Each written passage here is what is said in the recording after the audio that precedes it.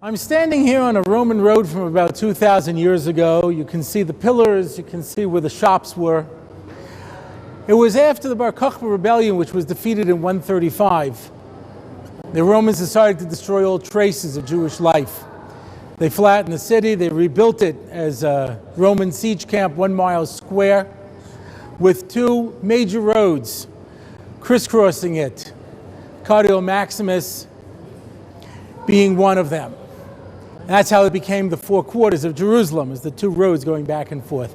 You can imagine at the point when there were no Jews who were allowed in the city.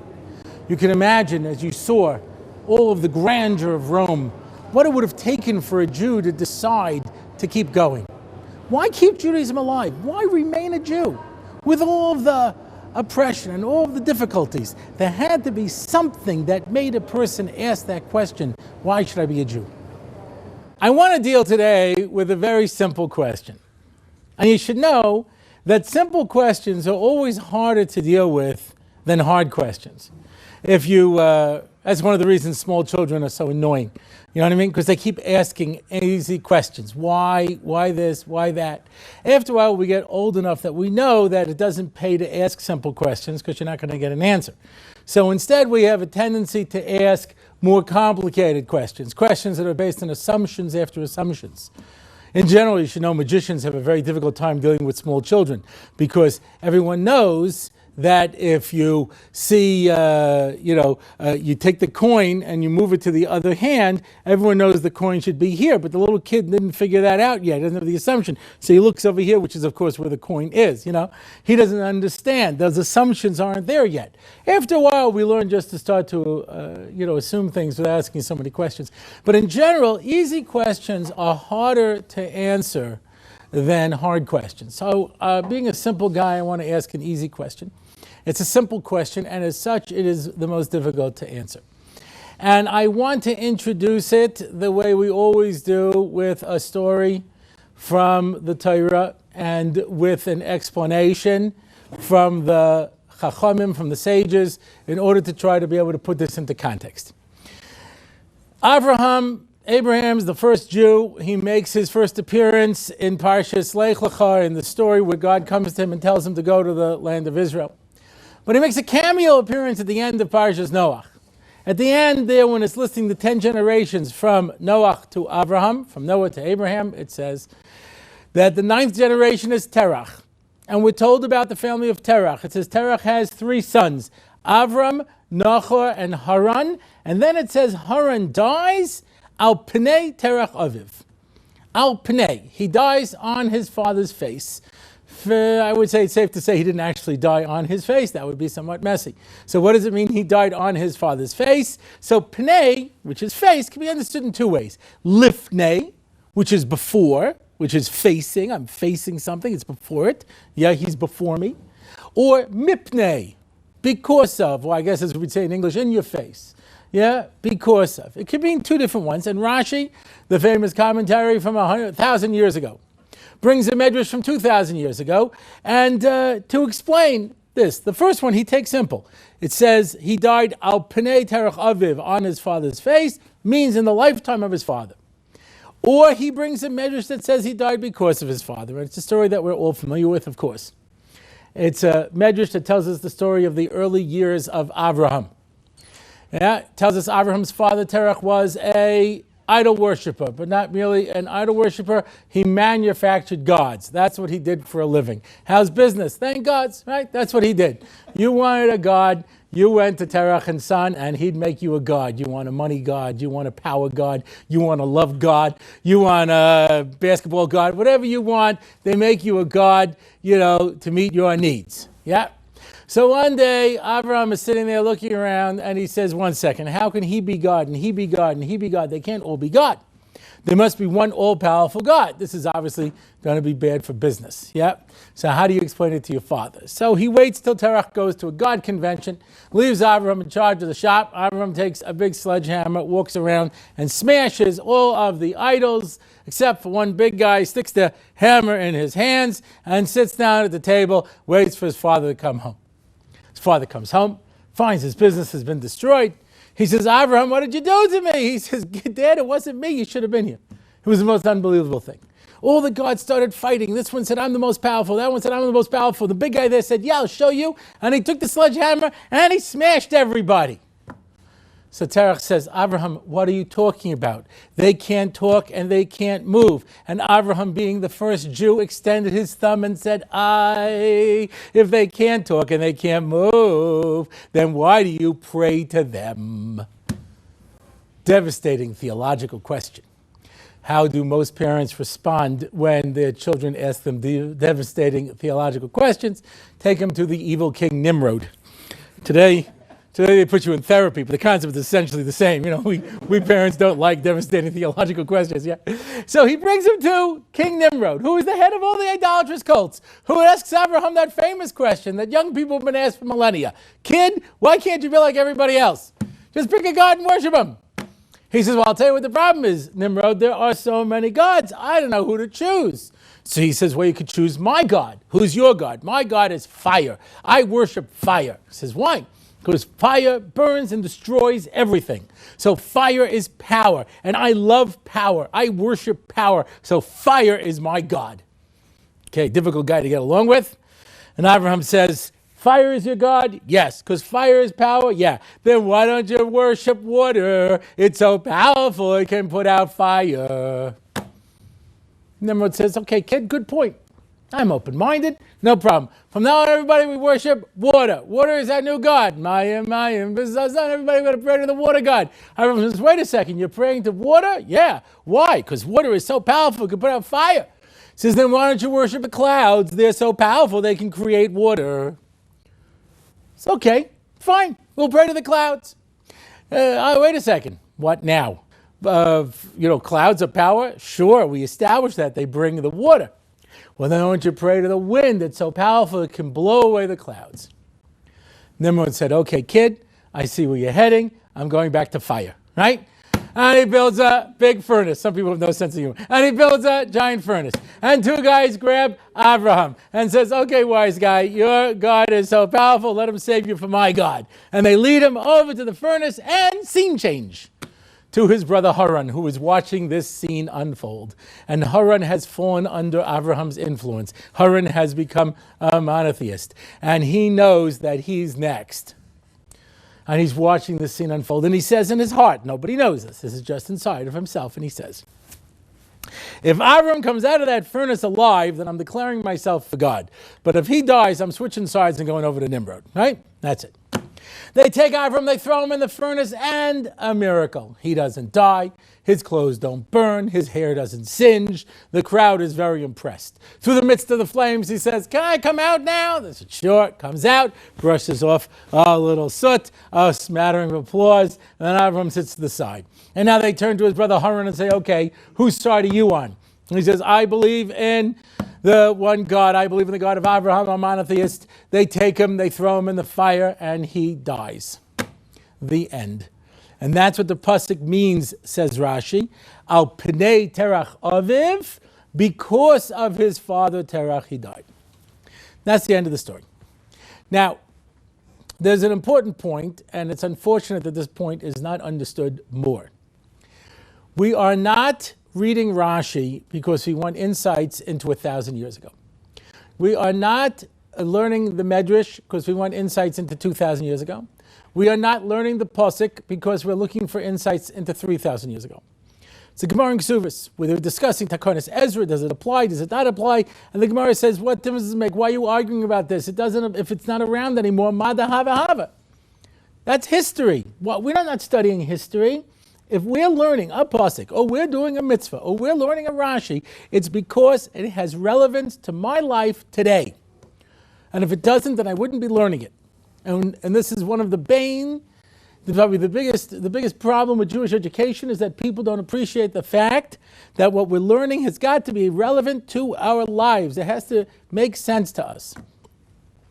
So, what is Rashi trying to teach me that has meaning to my own life? Right? So let's take a look at the story. How come Avraham gets saved? Right? He declares himself for God. How come Haran dies? He also declared himself for God. What's the difference? So the Mefarshim, the commentaries go into different explanations, but the explanation that hit me most powerfully was probably about 10 years ago. I was giving a class on intermarriage. And I've been giving a class on intermarriage for about 30 years. And when I would start 30 years ago and I would say to a group of not Orthodox young people who were already of dating age, I say, how many people here would consider dating a non-Jew, or marrying a non-Jew, I should say? How many people here would consider intermarriage? Some hands would go up. As the years went by, more hands go up. Today, all the hands go up. A recent study of American Jewry shows that a majority of American Jews consider it racist to oppose intermarriage. So you're going to go into a class now and speak about intermarriage. It's a very emotional thing. They could be dating non-Jews. Their parents could be intermarried. Certainly their relatives are. And you're going into their personal lives. It's a very, very emotional kind of a class.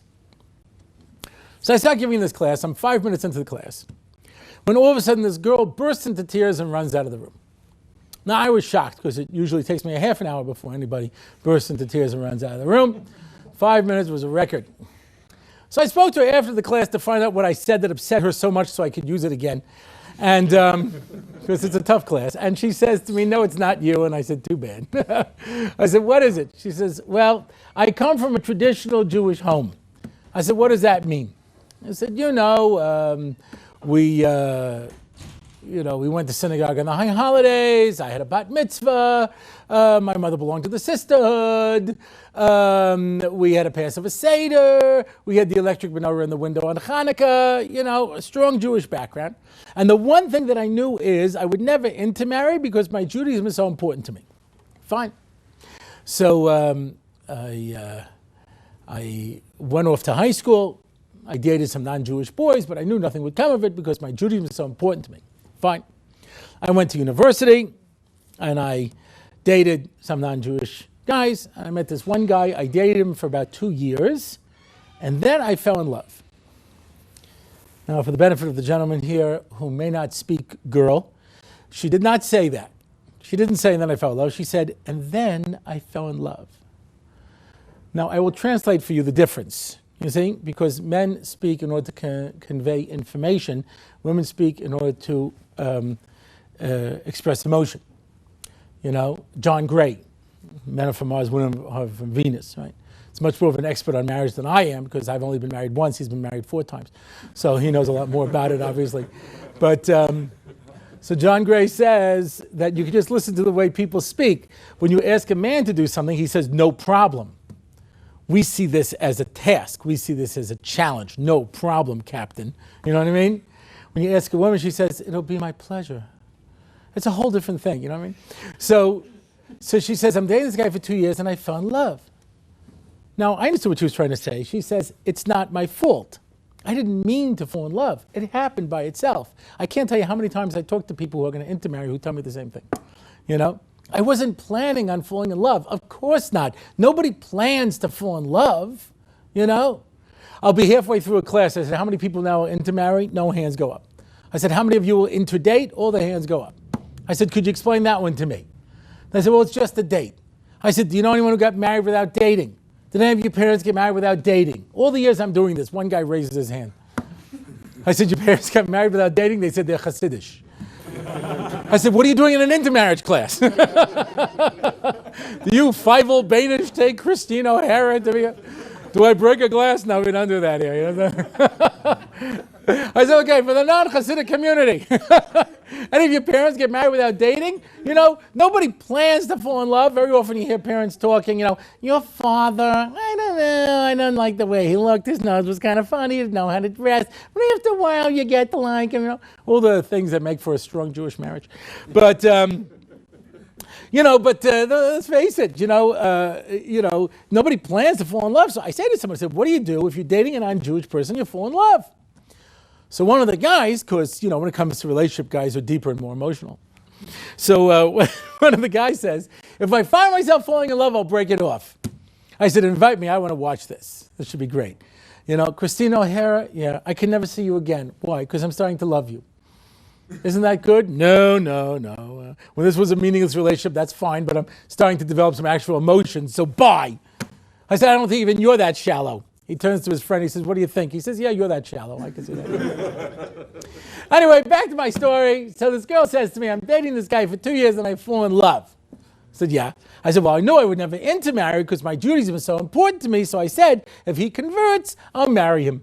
Typical Jewish response, we don't think anybody else cares about their religion either, so why don't you convert? You know what I mean? And the guy agrees.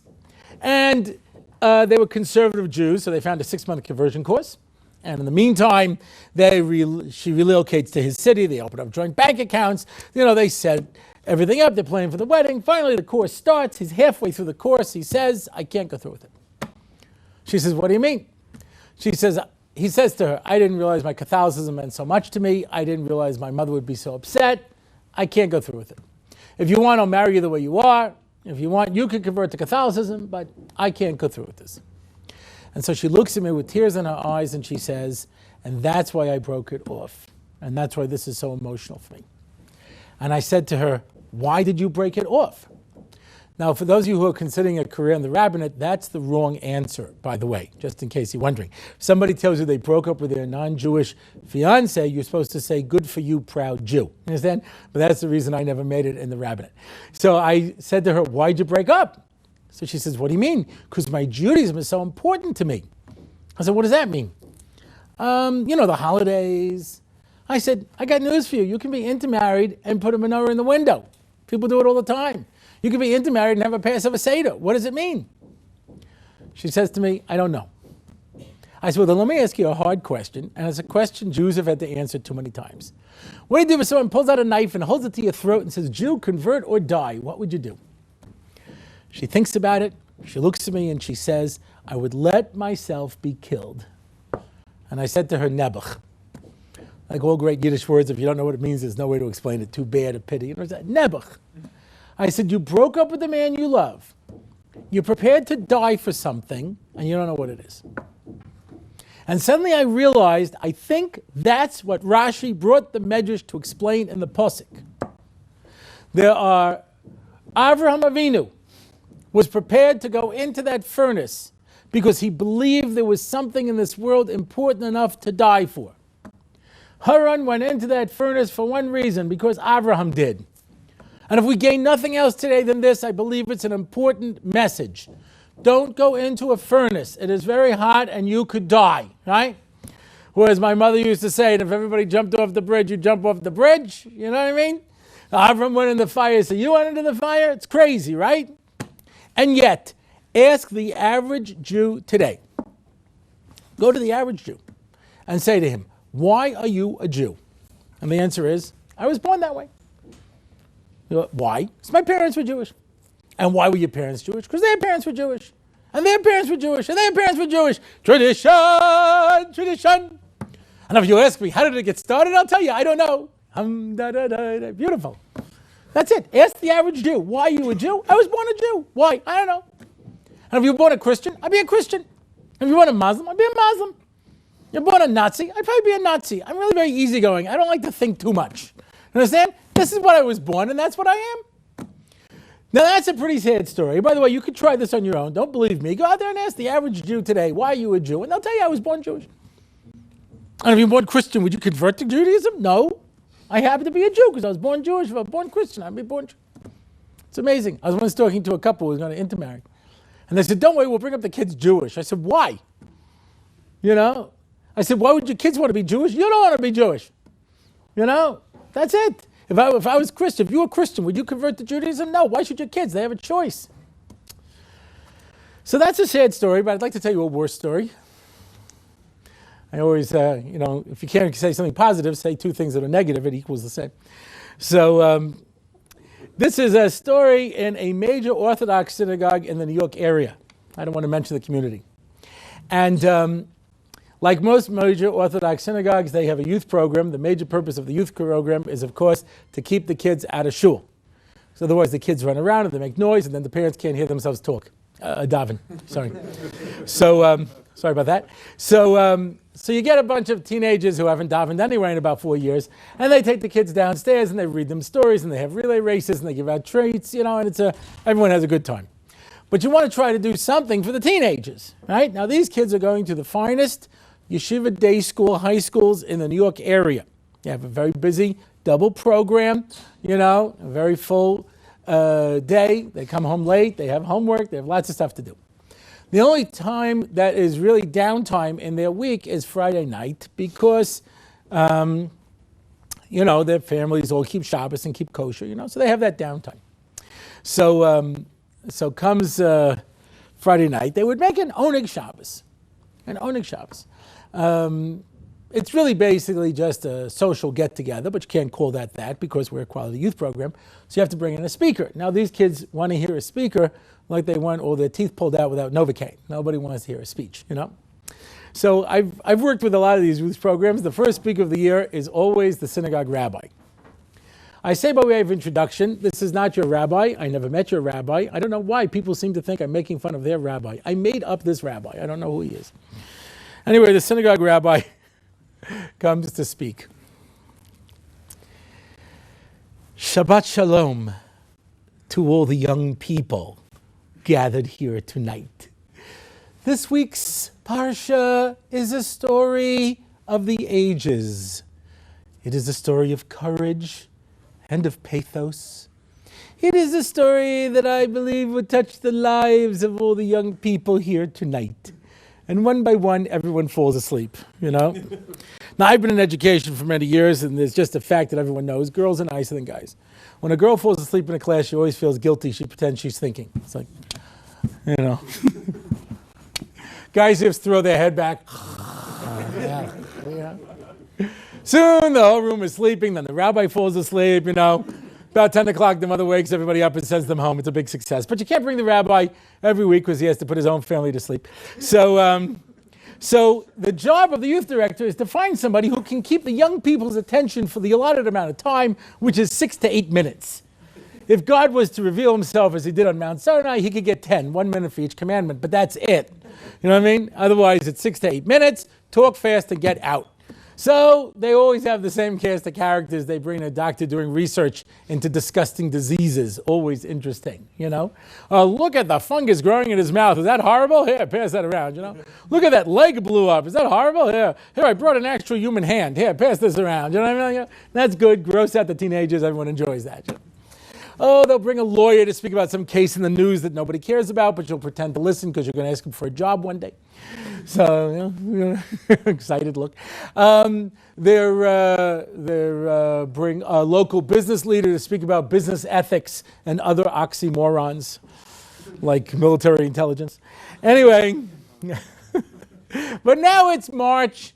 They've used up almost everybody in the community. They're running out of possibilities. They bring somebody to come in and speak about his recent trip to Bucharest. Always a crowd pleaser, The synagogues in Bucharest have sort of like a Muslim influence. They were like domes, like you know what I mean? Like a Muslim influence. And the kids are like, make it stop, no. They say to the youth director, one more like that and I'm never coming back, So the youth director sees me. He says, listen, I want you to do me a favor. I said, what? So I want you to be the sacrificial speaker at the Oneg. I said, I'd rather give you a kidney. He says, you don't get off that easy. I said, nobody wants to hear me. He says, I know. It's 6 to 8 minutes. Just say anything and then get out of there. Just don't bore them. Get it over with. I said, okay. Now, all these things work the same. They call it for 8 o'clock. One boy shows up at 8 o'clock, Myron. Myron, the trousers don't quite meet the socks. The hair's sort of part of the meal. Voice hasn't finished changing yet. You know what I mean?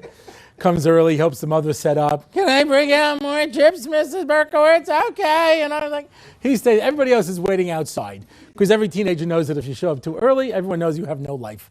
You know what I mean? So everyone's, taking their time, waiting outside, till there's enough people. They will come in, they sit down, put on that excited teenager look. I'd rather be anywhere than here listening to you. So I know I got to work fast, right? So, okay. We'll do a little controversy, yeah? So I say to them the following. I said, my friends, I'm going to put 2 buttons in front of you. Push the button on your left, and you'll wake up tomorrow morning a nice kid in a nice family. Same socioeconomic strata. It's just you've never been Jewish. Yeah, family was never Jewish. Push the button on your right, you'll stay the way you are. My guess is, from my informal research, that if I go around to your Jewish schools that you go to and I ask this question, 60 to 70% of the kids would push the button on the left and choose not to be Jewish. Yeah, there you go. Nothing. Dead silence. They're just looking at me. I said, what? They said, Rabbi, how can you talk to us like that? Everybody would push the button on the left. Okay, so it's Friday night. I'm in a room full of yeshiva kids who would all rather be Christian. I said, why is that? Now, that's, of course, not fair because I'm asking teenagers to think, which is one of the things we don't do with teenagers, is teach them how to think. What we teach them in high school is to spit back exactly what we say, preferably in the same words. You understand? We're not looking for any creativity. So that the average teenager knows never to say what they think, but to look at the adult and figure out what they're expected to say, you know? This is a process. It develops over years. It starts in third grade. You know, you have one of those Chumash teachers come in, 80, 90 years old, you know what I mean? You know, she learned Chumash with Rashi, you know what I mean? She comes in with those yellowed notes disintegrating in front of her, you know. Says, okay, Yiladim, what's the most important mitzvah in the Torah? Shabbos, very good. Something else? Kosher, very good. Something else?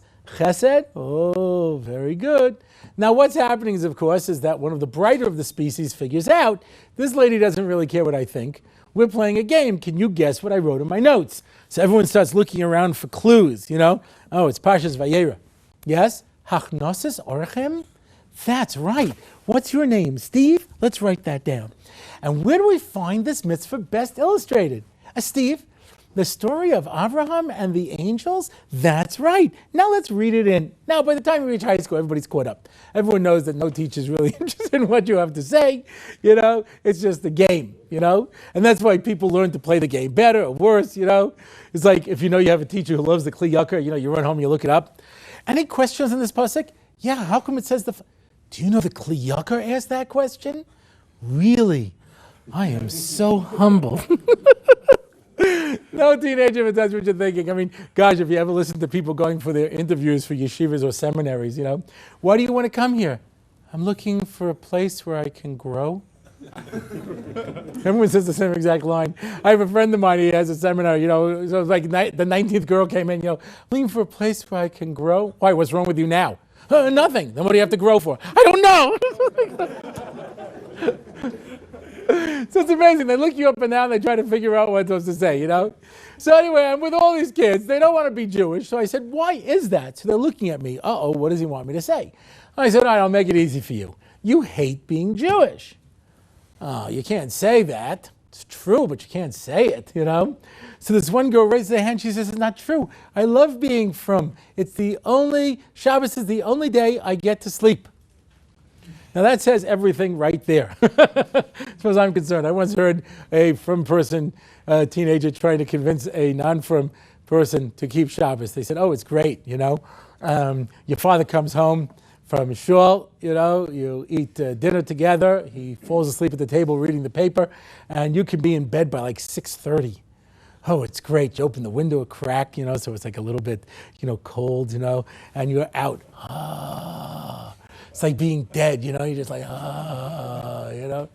And then you're not used to so much sleep. You get up at 4 o'clock in the morning, you go to the kitchen, you have a little snack, go back to sleep, you know. You know, get up, catch the end of shul, come back, have a quick lunch, get in another nap. And before you know it, it's over. What a spiritual odyssey, my goodness. I'm surprised that everybody doesn't keep Shabbos, you know. The way most people keep Shabbos, it's indistinguishable from a coma, you know what I mean? So I said to this young lady, I said, look, I got news for you. You could be non-Jewish and just take the phone off the hook. She was devastated. I just took away her only reason for being from. I said, let's face it, what do you want to be from for? I know, because there's so many things you can't eat. No, I know, because there's so much stuff you can't do on Shabbos. No, I know, because you love learning Gemara. No, I know, because they're like, okay, we all hate it. We hate it, we all hate it. So why do you do it? Now listen closely. This is an important thing, because tuition in America is about $20,000 a year. And many of these yeshivas, these kids are in 10th, 11th, 12th grade, so there's about $250,000 invested in this answer. Why do we have to be from Jews? Because we have to. Why? Our parents make us. Why? Because their parents made them, and their parents made them. Tradition! And therefore, I've asked this question from people. I said, if you suddenly woke up one day and found out that you weren't Jewish, would you convert? A lot of people say, not right away. I got a few things I want to do first. You know? Other people say, no, what for? Shav mitzvah, no, that's good enough, you know what I mean? Why am I a Jew? Because I was born a Jew. And if I was born Christian, I'd be Christian. If I was born Muslim, I'd be Muslim. I happen to be a Jew because I was born a Jew. Absolutely amazing. So anyway, I was looking at my watch, and I said, okay, that's 8 minutes. You know, my time is up. And they said, wait a second, we know the rules. You can confuse us for as long as you want, but in the last few minutes, you have to give us a self-satisfying answer so we can forget we've ever seen you, because we don't want to be left with any angst. You know?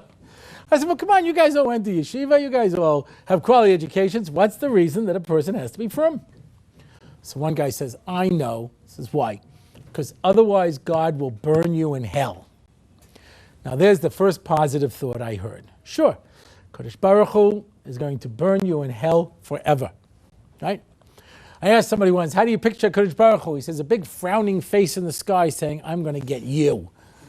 I said, you're not so bad. He says, yeah, well, I said that to Kadosh Baruch Hu once, and I felt like he said, yeah, but, there are people who are worse than you, but they all have excuses, and you don't. So you're going to burn in hell forever. I was talking to one of these guys who was in one of these yeshivas for the religiously challenged, and it was second year, so he was more or less sober. And I said, oh, you know the place. Anyway, and I said to him, what happens when you die? He says, you go to Olam Haba. I said, what's that like? It was like a beach, and a cold beer, and he continued to work out the picture. I'm sure you can imagine for yourself. Yeah. I said, is that what you really believe it is? He says, no, I wish. I said, so what is it really? He says, you sit on a cloud and you play a harp. I said, do you like harp music? He says, not particularly. I said, what are you going to do? He says, I'll get an electric harp, put my halo on sideways, rocking on cloud 9, I said, okay. So if you're good, you get a cloud in the harp, and if you're bad, he says, then God burns you in hell forever. I said, and you're comfortable with this picture? He says, sure. That's what I always heard. He says, really? I said, I'll tell you what it's like. It's like a father comes into his daughter's room and says, sweetheart, your room is a mess. It's bad for you, it's bad for us. Clean it up, and I'll buy you a new outfit and take you out for dinner. And if you don't, I'll break your arm and beat you till you're bloody. I said, what would you do? He says, I'd call social services. The man is insane. I said, but that's how you see it, Kadosh Baruch Hu. If you're good, you get a cloud and a harp, and if you're bad, you burn in hell forever. Our dysfunctional Father who art in heaven. Now, I have to tell you, this does not come from no place. Because it's almost Elul. Elul. I never had a Rabbi who ever said Elul. They always said Elul! With flames coming up on the side. Elul! The books of life and death are being opened. Where do you think you're going to go? It's pretty implicit. Yeah, Rosh Hashanah Yom Kippur was probably one of the most joyous times of my youth. My father would drag me off the shul. And we had a show with the Chazan. If you enjoy Chazonas, I have nothing but the greatest respect for you. I was growing up in the 60s. We just didn't listen to a lot of Chazonas, And the Chazan would be going, yeah, yeah, yeah, ooh, yeah. And we would be moving our foot from one side to another. Oh my gosh, I can't take any more of this, you know what I mean? We just sit there and count the pages, 800 pages, I'm never going to make it. And then at one point I realized half of them are in English. It's only 400 pages. That's great, we'll be out of here in no time. Let me see, he's been on this word for about 15 minutes. I don't think we go home till Hanukkah. But the idea was that if you could stay in shul long enough and listen to the cantor, God felt so bad for you, he forgave all your sins. You know what I mean? You don't have to go to hell, you've already been there, But then you get older and you start to actually read the tefillas, and then it gets really bad. My father would say to me, where's the place? I never knew where the place was. Because every chazan has this trick where they spend like 15 minutes on a word, then they go, mana, mana, mana, mana, mana, mana, mana, and you're flipping pages. This you only say on alternate Tuesdays, you know what I mean? You're flipping, You fight. My father says, Nisana Tokef, this is important, follow along. The chazan would get up and he would begin to sing, Meyechyeh, O Meyamos. Now, there was a subtle message there, and I don't know if you picked it up. Chazanas is the idea of bringing subtle messages across with music. Of course, what he was saying is, someone might live, but you're going to die. And the choir goes, die, die, die, die, die, die, die, die. I remember when I was a kid, I'm going to die? Oh, man, what a bummer, you know what I mean? But it's not over yet. Now you get to pick the way you'll go. Who by fire and who by water? Everyone's thinking, well, fire's kind of hot, Probably tread water for a while, you know what I mean? Who by storm and who by sword? Well, I saw The Wizard of Oz. Storm's not so bad. We can go with that, you know what I mean? Who by earthquake and who by pestilence? I don't know, what is pestilence? Never heard of anyone dying. We'll take the pestilence, Bob, you know what I mean? But the message is clear that you're going to die a horrible death because God hates you, you miserable sinner, unless you repent, cry and beg, get down on your hands and knees and cry, and then you could get off with a serious illness. So everyone walks around depressed the whole holidays, you know. Hey, Dad, what's with the apple and honey? For a sweet year, if we make it. How does it look? Doesn't look good. You know? It was Yom Kippur. In the middle of the week, I'm going off dressed in a suit. One of my non-Jewish neighbors says, "Hey, Dave, where you going?" You know, well, I have to go to synagogue today and afflict myself. Oh, yeah, why? Because I'm evil. Oh, all right. Well, I see you tomorrow? I have no idea. Any word on the pestilence? Should have taken earthquake. What was I thinking? Darn it. And that's about it. This is it. You now have the sum total of why a person should be Jewish. Yeah? Either because, why should I be Jewish? Because, or because God will burn you in hell. And that's it. Now, I have to be honest with you. Those are the best answers. There are also some really bad answers that are given out by major Jewish organizations. You know? Here's one of my favorites. We've been around for so long. Well, I'm sorry. Was there some ancient people contest I entered that I wasn't aware of? You know? Surely we've won by now. Jews have made wonderful contributions to mankind. So did the Etruscans. Then they made room for the Romans and everything kept going. So let's have a goodbye ceremony, give us our plaque and move on, you know. We have to preserve Jewish culture. Why? Because otherwise it'll die. Why? Because nobody likes it. That's why. You don't find Italians raising money to get people to eat lasagna. People like lasagna. But you have to pay people to eat gefilte fish because otherwise they ask that question, that uncomfortable question. What is the goo in the jar? Don't tell me you've never thought about it, because everyone has. But if you pay me enough money, I'll crank up the old klezmer, dance the horror, and eat gefilte fish. And I say, if nobody likes it, let it die. So that's about it. So it comes down to the simple reality that if you ask the most basic question, why should I be a Jew? The answer is, there's no answer. It's either because or you're going to burn in hell, and those are the best answers. But as you know, every 10 years they do a Jewish population survey, and the fastest growing group in the Jewish people is not Reform, Conservative, Orthodox, or Hasidic. It is not New Age or Reconstructionist. The fastest growing group in the Jewish people is disaffiliated. Every 10 years we see more and more people dropping out. Because kids are asking that uncomfortable question, why should I be a Jew? And we are in the most dramatic generation the Jewish people have ever been in, because nobody ever asked these questions. When I was growing up, if I said to my mother, "Mom, why do I have to be a Jew?" she'd say, "Shut up, stupid." And that worked for us.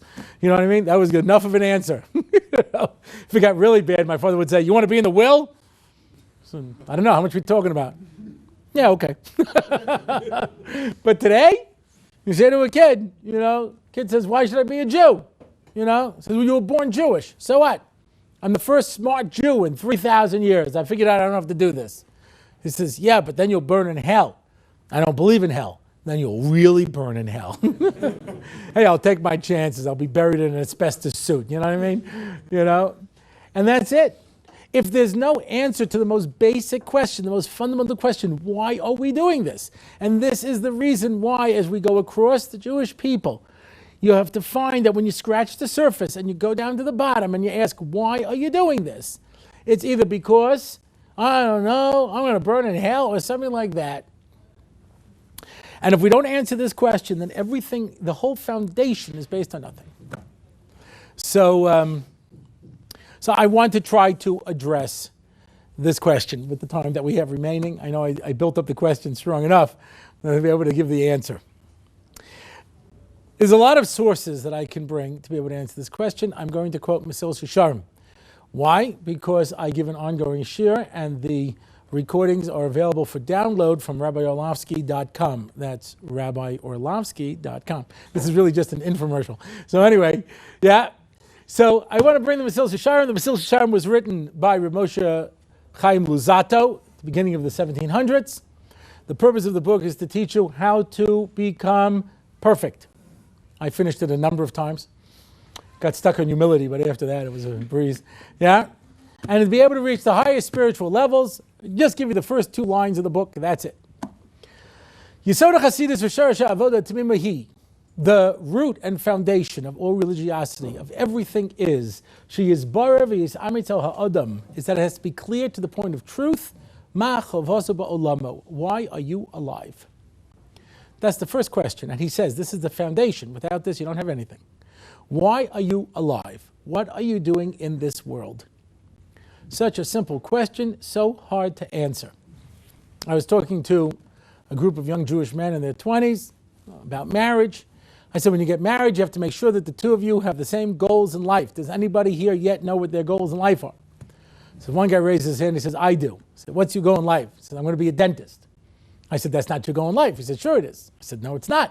He says, I'm in dental school. I said, I'll prove it to you. He says, go ahead. You're 70, 80, 90 years old. You're lying on your deathbed. They're writing your eulogy. You get to listen in. He was a dentist. He filled many cavities. He removed many impacted teeth. He was especially good with molars. The guy says, stop. I said, no, I'm getting to the best part. Your tombstone is a big tooth. And it says, here lies a dentist. So the guy says, no, you misunderstood. I said, I misunderstood? Yeah. I didn't mean my goal in life is to be a dentist. I mean, I plan on earning my living from dentistry. Oh, I misunderstood. That's not your goal in life. No. So what's your goal in life? I have no idea. Whenever anybody asked me, I used to just say, I'm going to be a dentist, and everyone said, good for you.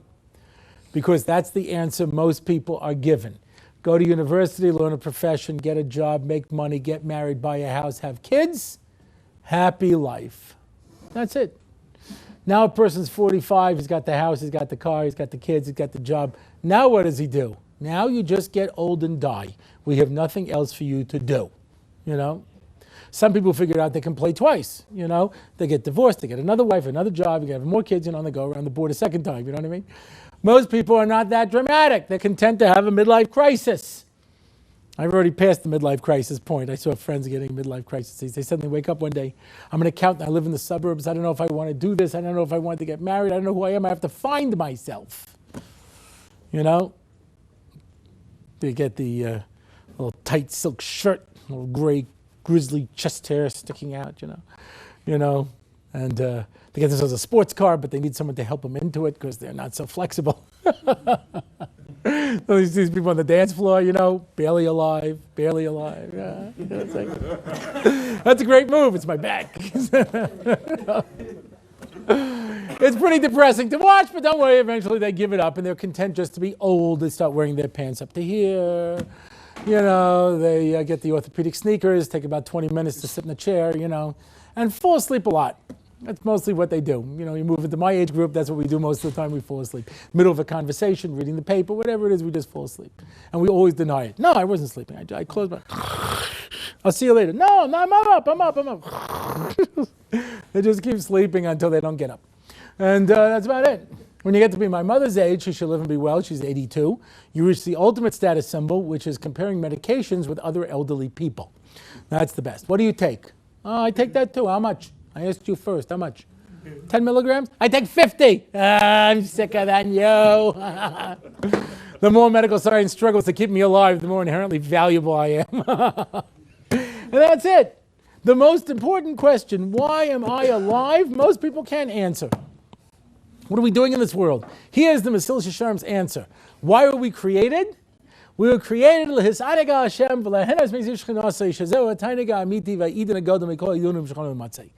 were created to get pleasure from Hashem and enjoy the light of His presence, because that's the greatest pleasure and delight that there is.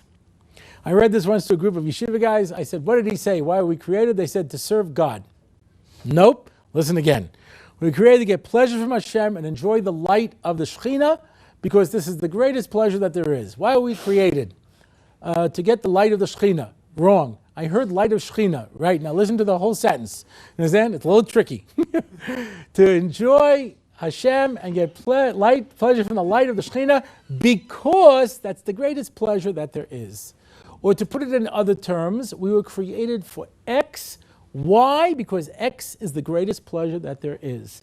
Which means the Mesilas Yesharim is telling us an amazing thing. You know why Kadosh Baruch Hu created us? for one reason, for us to get the greatest possible pleasure. Yeah, and that's it. God doesn't need us to serve him. He's infinite, he could take care of himself, he's fine, don't worry about it, you know what I mean? Looks in the mirror, sees nothing, he's invisible, don't worry about it, you know, he's fine, he's very secure, you know. Can always make a few malachim, keep him busy, you know what I mean? Don't worry about it. He doesn't need us to serve him. He created the world for one reason, for us to get the greatest possible pleasure. Often when I reach this point, people say, well, then what am I wasting my time in a class for? Let me go out and start enjoying life. You know, let's enjoy it. There's always a trick. You were not created to get a pleasure, you were created to get the greatest pleasure. The world is filled with pleasures, but you cannot have them all. So you're going to have to choose the best. And we always know how you feel if you didn't choose the best, right? I'll give you a simple example. Simple for a non-Jew, very complicated for a Jew. A buffet. Non-Jews have no problem. They see a buffet, they take a plate of food, they sit down. A Jew looks at that same buffet and says, I could eat all that food. I just physically can't. So the goal is to eat as much as I can of the most expensive stuff, you know, without getting sick. I said this once and an old lady says to me, so you get sick, you take medicine? I said, okay, till you're just past the Chil's Gaza, okay? You know, till you're just beyond your limit, yeah? So they walk around that same buffet like a military campaign, sniffing, tasting, you know what I mean? Oh, this I can get anytime. Oh, this is fancy. You know? And that's it, to get the best that I possibly can. Do you know how stupid you feel if you realize you didn't get the best and you settled for something else? I had an aunt came across from Russia. They took her out to a restaurant. She'd never been in a restaurant. And from Russia, you know. So she sits down, you know, and they put out a basket of rolls and a pitcher of water. She's in heaven. Eats up all the rolls, drinks up all the water. She's stuffed. She's ready to go home. Now the waitress comes out and says, would you like to order? Says, what? Says, you want fish? You want soup? You want turkey? You want roast beef? You want, chicken? You want, salad? Yeah. Because I didn't know there was anything else. I'm stuffed. I can't eat anything. And she sat there as everybody else ate this wonderful meal and couldn't eat anything because she filled up on the first thing that came along. Most people don't go for the best. They go for the easiest. Given a choice between the best and easiest, most people take the easiest, not the best. Trust me, otherwise nobody would play solitaire on the computer. You know what I mean? And I don't know if this applies to anybody here, but through powers of observation, you can watch people who don't plan. Nobody schedules to play solitaire. You know what I mean? But I'm waiting for something, whatever it is, and you just click it on and you get stuck in solitaire land. Look, your best friend came to visit. Hi. We're going out for dinner. Uh-huh. The house is on fire. Yeah. Mm-hmm. You just keep playing because at the end you get to watch all the cards cascade. This is how you know you have no life. You watch all the cards cascade. Yeah? You want to play again? I didn't want to play the first time. But I got stuck. Now watch a person who's been playing solitaire for about an hour. How do they feel? Excited, invigorated? No, they're ready to be buried. They're just missing the box. You know what I mean? It's one of the most frustrating things. So why do people do it? Because it's easy. To do something meaningful is hard. To do something easy, that's what people choose. People will always choose easy over meaningful. But then when they look back at it, so I understand you're looking to get married. Sure, I got the perfect girl for you. Tell me about her. She's okay, nothing special, good enough for you. Why want somebody exceptional? Why? You so exceptional? You're pretty ordinary, and you'll marry an ordinary girl and have ordinary kids and live an ordinary life. And at the end, they'll write on your tombstone, he was okay. And that's it. That's good enough for you, right? No, I want the best. I want the best. Do you want the best? If you really want the best, then you don't settle for less. HaKadosh Baruch Hu didn't create you to settle for something. He created you for the best. There used to be a game show called Let's Make a Deal. At the end, there were 3 doors. Door number 1, door number 2. You had to pick one of the doors. Okay, door number 2. Then they always rubbed it in. They showed you what was in the other doors, All right, you took door number 2. Let's see what's in the door number 1. A new car. Woo! Parking in the garage of your new house. Ah! But you didn't take door number 1. Door number 3. A Caribbean vacation. Ooh! Fly there on your own plane. Live on your own island. Ah! You took door number 2. A year's supply of toilet paper. Now, why does a guy want to kill himself? You made some money. It didn't cost you anything to come on the show, Made a few $100. Because if I know I could have had something more, and I settled, you know how stupid you feel? So now you understand the situation? It's the end of your life, and you suddenly get up, and it's reality check, and I realize I could have had the best, and I settled for something? How stupid you're going to feel? HaKadosh Baruch Hu didn't create us to have something that was good. He created us to have the best. The best. What's the greatest pleasure? And the life is filled with pleasures, and you can't have it all. You want to travel the world? I know people who travel the world. They're always going from place to place. They won't know what it's like to be part of a community. You can't have it all. You want to flip from relationship to relationship? You'll never know what it's like to have a happy, long marriage, but you can't have them all. You have to pick. You know? You want to be a workaholic? You won't have time for your kids. Can't have it all. You're going to make choices in life. Life is going to be about choices between what's the greatest thing out there. And a person who turns down something, it's not necessarily because they've decided to suffer. It's because they decided that this is greater and this is better, which means that I have to sit down at the beginning and say to myself, what is the best thing that I can get in this world? Pleasures? Everything's pleasures. All kinds of good stuff. Yeah? What's the best? I don't want to settle. What's the best? And sometimes you have to wait for the best. There's no question about it. So people who are going out to eat 3 times a week, you know, and decide that they don't want to be in a rental apartment, they want to buy a house, they'll stop going out to eat to save up their money to get a down payment and buy a house because they decided that having a house is greater than having to go out to eat 3 times a week. I got to make choices. I can't have it all. So, says Mesilas Yesharim, look around at all the pleasures in this world, and this much is clear. An infinite pleasure is the greatest pleasure that there is. What's an infinite pleasure? A pleasure that just gets better and better and better and better. We don't even know what that means. Very few of us have ever had any experience with an infinite pleasure. Right? What's a pleasure to us? Pretzels. How many pretzels can you eat while it's still enjoyable? 3, maybe 4. And your teeth get covered with chewed up pretzel gunk, and everything you eat after that tastes exactly the same, like just tasteless, you know, it's just crunchy with a little salt, you know, you can't even taste it anymore. But imagine a bag of pretzels that never runs out, and you live forever, and you never get full, and your teeth never get covered with pretzel gunk, you know, and each pretzel tastes better than the one before. Understand? Understand? That's an infinite pleasure. It just gets better and better and better and better. Says Mesilas Yesharim, Kadosh Baruch Hu created us for one reason, lehisaneg al Hashem v'lehenos miziv shechinasai, to get pleasure from Hashem because He's infinite, and being close to Kadosh Baruch Hu is the greatest thing because it's an infinite pleasure. And it just gets better and better and better and better. And the more that you experience this, the greater it is. That's the only reason we're here. Kadosh Baruch Hu doesn't need us to do mitzvahs. Kadosh Baruch Hu doesn't need us to eat a matzah. Kadosh Baruch Hu doesn't need us to do anything. Kadosh Baruch Hu put us here to be able to have a relationship with Hashem, have an infinite relationship. And if you do, I don't have to tell you how many from people, they keep mitzvahs, but they don't know why. I heard once from my Rosh Yeshiva in Chavetz Chaim, Rav Henoch Leibowitz, it's possible for a guy to sit and learn in Kolo a whole day and not once think about Kadosh Baruch Hu. He's not even a part of our life. We do mitzvahs. We go through the motions. You know, now you eat a matzah, now you put a tefillin, now you put a coin in the tzedakah box, push the button, pull the lever, do the mitzvah, dance, you know what I mean? And that's it. But does anyone have a spiritual experience from it? Does anybody feel? Here's the tragedy. 40%, this is an old statistic, it might be more, but 40% of the people in Eastern cults were Jews. They're looking for spirituality. I was on a plane next to a middle-aged Israeli businessman. He was on his way to India to join his wife in an ashram. They were studying Buddhism and meditation.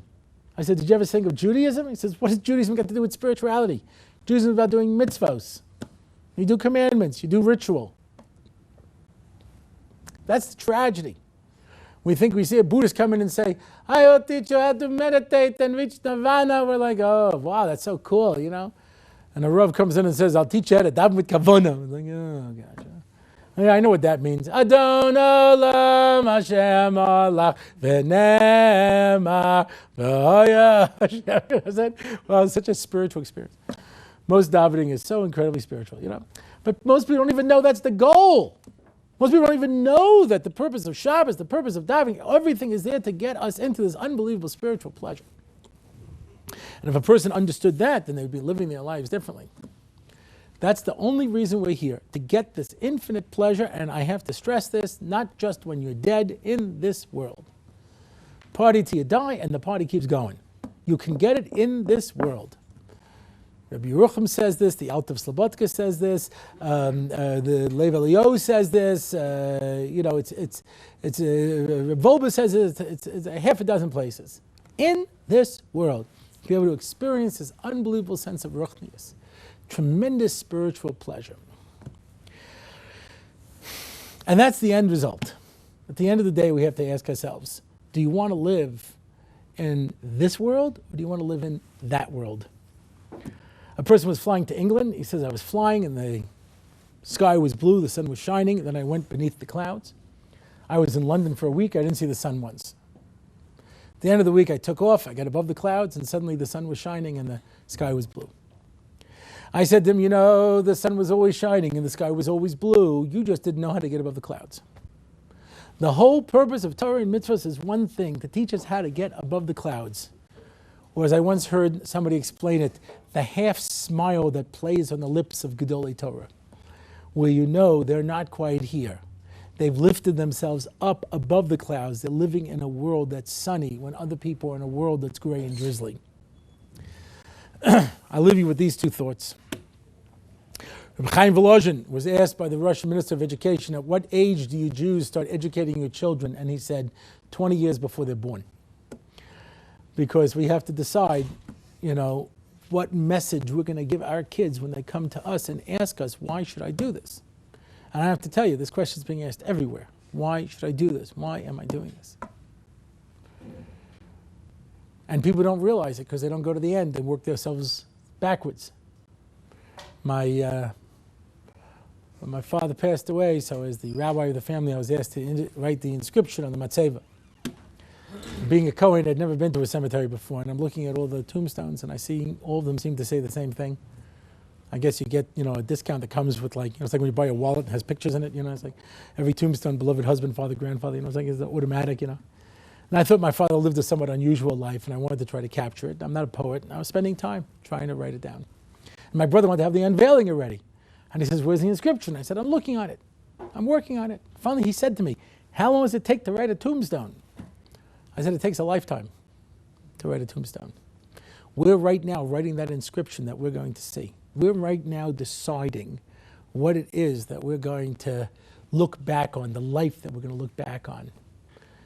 Most people live the life that happens instead of the life they want.